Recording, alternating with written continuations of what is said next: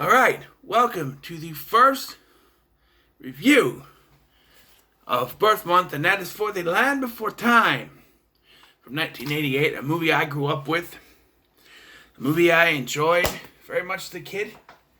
Hold on.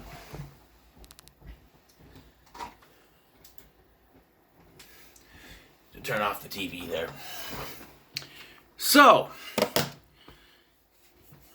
yes. Watching it this time, so when I first bought this, I didn't know how short it was. While you're sitting there wondering, didn't he already do this? Yes, kind of. I did a review for this back when I first started my channel, but Kappa. And I deleted a bunch of videos because of it, thinking I was going to get in trouble. So, here I am again, reviewing this wonderful film. And this film was only 1 hour and 9 minutes. I remember the first time I watched this when I bought the Blu-ray. Sitting here and I'm watching it and I'm like, wait, they're already at the end because they already found the Great Valley? What? And it hasn't been that long, 1 hour and 9 minutes. And 9 minutes is just the credits, so it's essentially just an hour. It's directed by Don Bluth, who did a slew of kids' classics when I was growing up. And he also did a lot of Disney movies, animating them. And it's apparent that he took a couple of ideas from Disney, because this comes across as a cross between Bambi and The Incredible Journey. Not Homeward Bound, because that didn't come out yet, but The Incredible Journey, which came out in 83, I think, and was the first version of that. Because it starts with the death of the main character's mother, Bambi. That's out of Bambi. And that has to deal with the characters, a group of dinosaurs, trying to find their way home, or in this case, the Great Valley. Incredible Journey. So, yes. In our little group is Littlefoot, who is the main character and leader of the group. Sarah, or Littlefoot is a long neck, or Brontosaurus for you people out there. Sarah is a three-horn, or Triceratops. Ducky is a beak nose, I think they called her. I'm not sure. I think she's supposed to be a Parasaurus. Spike is a spike-tailed, or a Stegosaurus. And Petrie is a flyer, or a pterodactyl, who can't fly at first. And he is kind of funny. He's the comedic part. I flied? No, you falled. Yup. That's Ducky. I smell.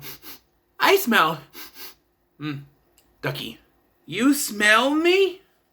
They really become friends. Spike becomes Ducky's surrogate brother in all this, as he has joined the family when they get back to the Great Valley. What happens is Sharptooth shows up, and this is quite a bit that happens. Sharptooth, which is Tyrannosaurus, shows up and goes after Littlefoot. Littlefoot's mom fights and sacrifices herself in the fight with Sharptooth. Then the earthquake, the great earthquake that split up the continents, happens. Yeah, how did I never realize that before? And so they're separated from their families. So they have to go to the Great Valley to reconnect with them. And it's Littlefoot and then Sarah. And then gradually they meet the others. But Sarah is stubborn. And she wants to go on her own. And, that type of thing. Three horns don't play with long necks. But they all become friends. And it's it comes full circle when they find Sharptooth. Sarah finds him. She thinks he's dead. He's not. Comes after her. And then there's this big final fight in which Petrie sort of sacrifices himself. He finally flies. And Sarah shows up again and rams the rock, knocking Sharptooth down.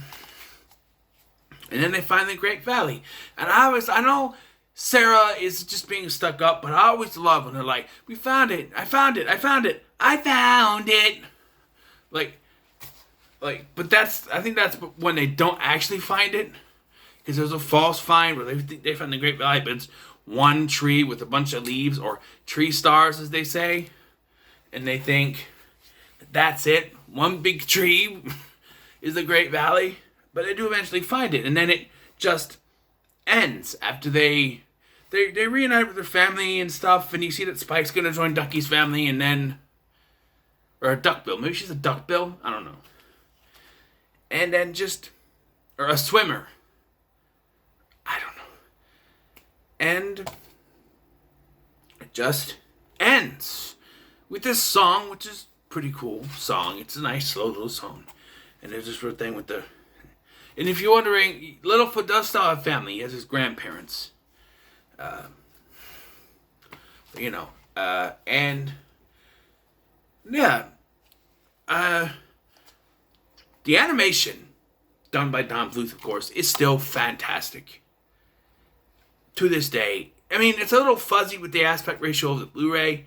It fits the whole screen, but I think they had to sacrifice some stuff for that. It's still fuzzy, but I do kind of like when some Blu-rays have the little graininess to them. Sometimes that adds to it, like Predator or this. I love the graininess. It kind of works in some cases, and it works for this one. The voice work is good. You got Gabriel Damon from RoboCop 2 and Newsies.